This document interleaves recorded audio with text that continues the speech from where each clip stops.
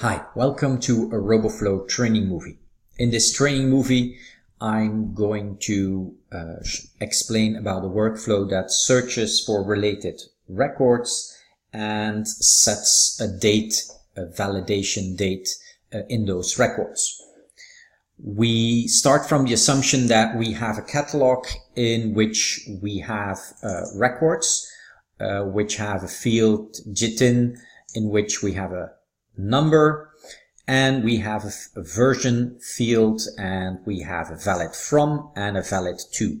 Valid from and that valid to are date only fields, and we can have more fields, of course, like in the notes field I registered here a build ID, hersteller, original file name, a type. All these could be separate fields in your catalog populated by another workflow. But for this workflow, what we need to accomplish is when a new version of this file comes in, meaning having the same JITIN and having a different, more recent version number, then it should set the validation to to yesterday and start the other record from today. So let's have a look.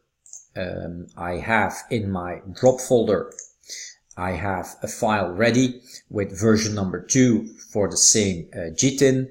The JITIN comes in through an XML, which is explained in another workflow, in another movie. So going to the workflow, I say start, and the normal process based on this hot folder workflow is that it catalogs the file, and based on this parameter file, it brings in field values from an XML.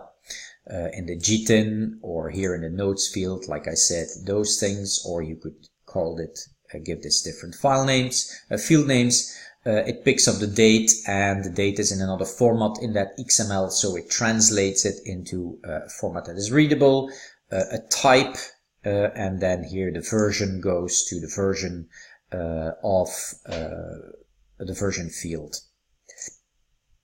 So this workflow ran, and as a result I have a new record in here. I have a new version. I configured in the catalog to trigger another workflow, to send a trigger for any record added, and it's going to a certain folder, and let me show you that folder. And this goes to this trigger folder, and this trigger folder now contains a record being notified about this guy being added to the catalog. So when I run the workflow, it's going to perform first, because I defined that trigger folder, it's first going to look for the records in that trigger folder. There's one, and then it's going to do an additional narrow search on it, because we only want to process records that have a valid JITIN number, a valid from, and a version. If they don't have that, then the rest of the workflow doesn't make sense.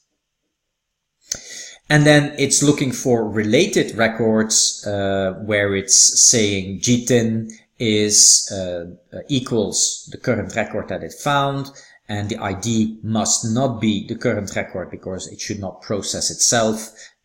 Because it's already being processed by the workflow. It's looking for its related older records. Then here I define what field valid from, gültig ab,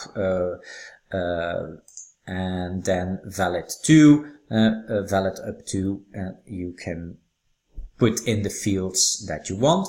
In a multi-language environment, it could be useful, instead of using the actual field names, you could use the GUID, that makes it valid independent.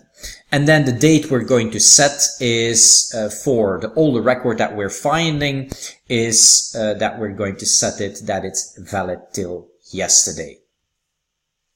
It only needs to process one previous version, because for the previous version it will have done the same thing for its previous version. So it's only looking for one previous version. It's getting that previous version also because I have an order by version descending. which means it tells the workflow to look for older versions of this GTIN, sorted by version number, descending. So it's going to find 5, 3, 4, 2, 1. And it only needs, if this is 5, then it only needs to process 4. Because when 4 came in, it has processed 3, etc., etc. So this is keeping this that way in the loop. So here we go. The action script is explained later, but if I run this workflow, and before I run it, once this is configured, this workflow should call in the next flow the other workflow to be sure that this is not running on invalid or incompleted data. And this is bringing in the file, but it might take a second before the metadata is set. So just to be sure that it is not working on incomplete metadata, you should, from this record, call that record. From that workflow, call that other workflow. So here we go. I just do start, and I quickly go here. And what we see is that it finds this record. It sees that it's valid from today, and it puts here the date of yesterday. And so automatically this is now the newest record. So very simple.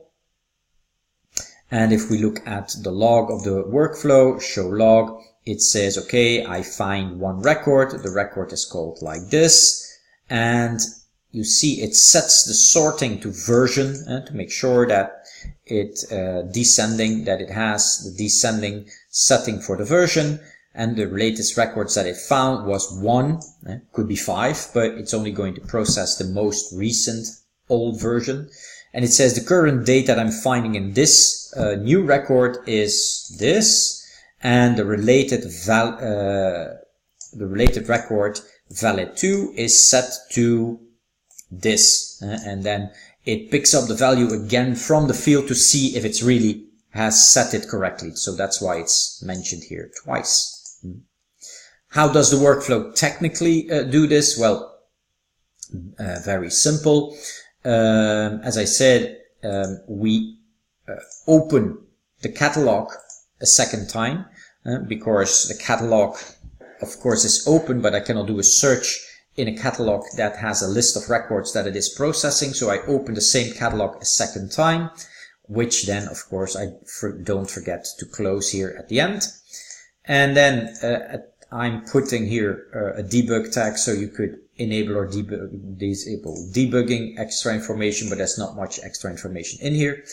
I'm parsing, evaluating the related query, which contains some field values, which it's going to resolve. So I end up with a clean query. I perform the query, which finds some records and or not, and stores that into related records found. It's a number, so I'm testing. If I said, if I don't find anything, then I'm just putting in the log, hey, there's no related record, so I have nothing to do.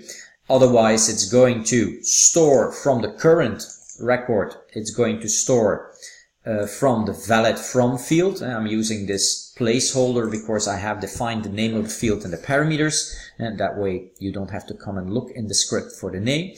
And I'm, Control Z. And I'm appending this part, which is telling Roboflow that this is the syntax in which it wants to receive this field. This is the syntax that Cumulus and Roboflow understand as the default way of representing a date, so it can calculate. So current value from is what it stores, and then it's writing that to the log. Then it's storing the date that it calculated, which is defined here. So being today -1, yesterday, and we're going to disable it for yesterday. And then we're processing the records found and calling each record related. And then for each related record, it's doing set record field value. It's just assigning the valid2 field to that value that we just calculated. And then it's reading that same field again, saying, hey, what's your value? Just to be able to put it in the log that it processed it correctly. And then it has an exit current loop because it doesn't need to go any further to any other records. As I said, each new record processes its predecessor, so automatically there's only the need to process one record if this workflow has been running correctly.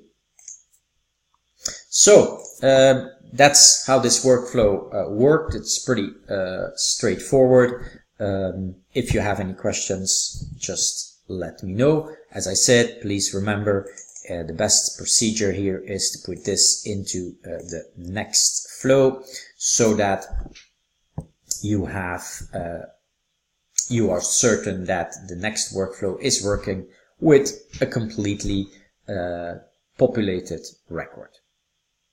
Thank you for joining this training movie and hope to see you on the next one.